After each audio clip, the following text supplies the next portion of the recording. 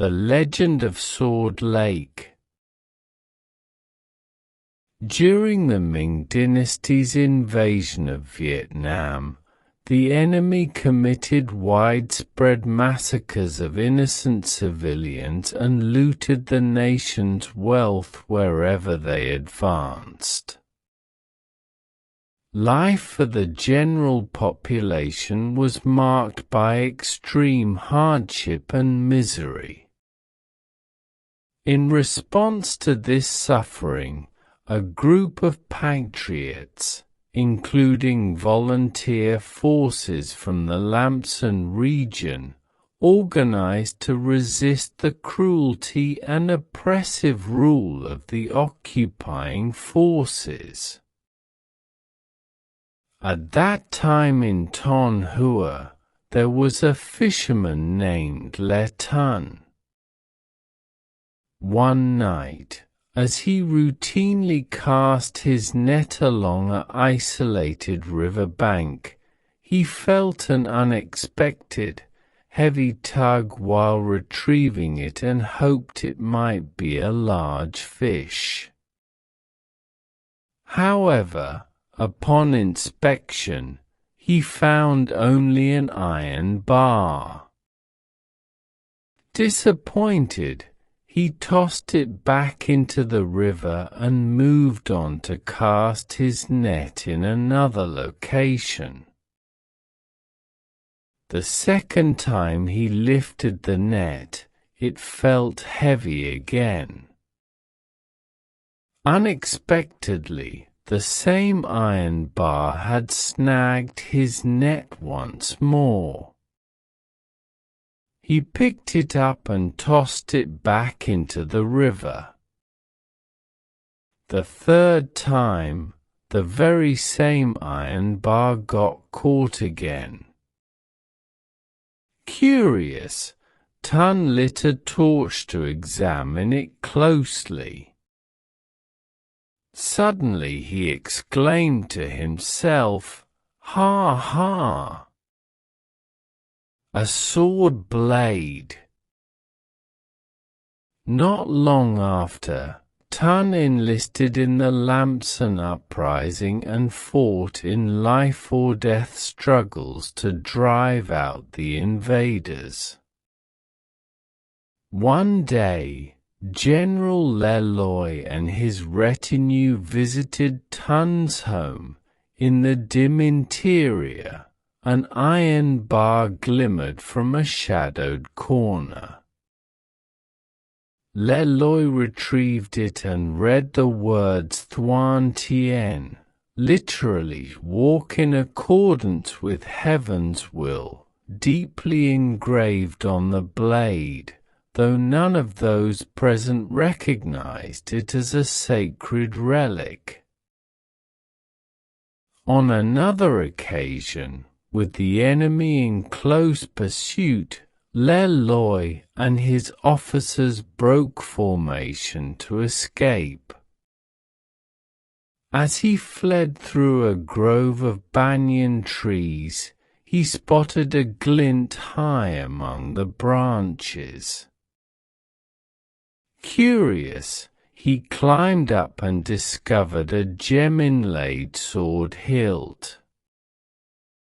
Remembering the blade at Tun's house, he claimed the hilt and fastened it to his belt.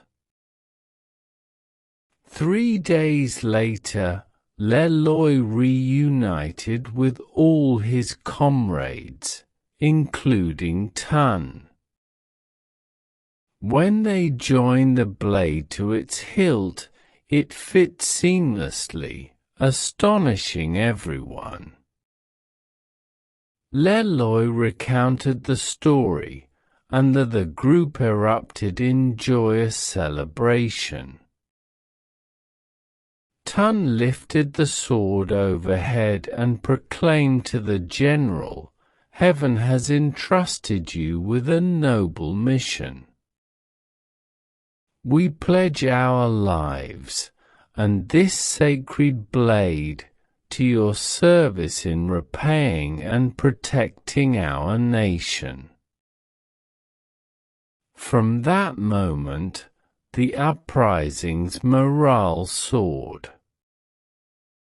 In Le Loi's hands, the divine sword shone gloriously on every battlefield, striking dread into the Ming troops. Before long, news of the Lamson forces' victory spread far and wide. No longer confined to forest hideouts, they boldly confronted the enemy. No longer short on supplies, they thrived on the spoils seized from the invaders.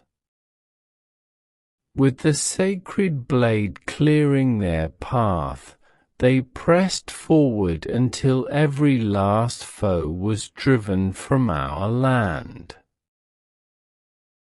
A year after driving out the Ming invaders, Le Loi, by then the sovereign, took a dragon boat to Ta Vong Lake in front of the royal citadel. When the boat reached the center of the lake, a giant turtle lifted its head and shell above the emerald water. At the king's command, the boat slowed, and the sovereign noticed the sword at his side beginning to move. Fearless, the golden turtle swam closer to the boat, rose to the surface, and spoke, "Your Majesty, return the sword to the Dragon Lord." The king understood immediately. He unsheathed his sword and, in one swift motion, sent it flying toward the golden turtle. As fast as lightning, the turtle snapped its jaws around the blade. Even as they both slipped beneath the water, a faint glow lingered under the lake's surface. When the royal officials' boats finally caught up with the dragon boat, the king announced, "The Dragon Lord lent us the divine sword to drive out the Ming. Now that peace has returned, he has sent the turtle to reclaim it."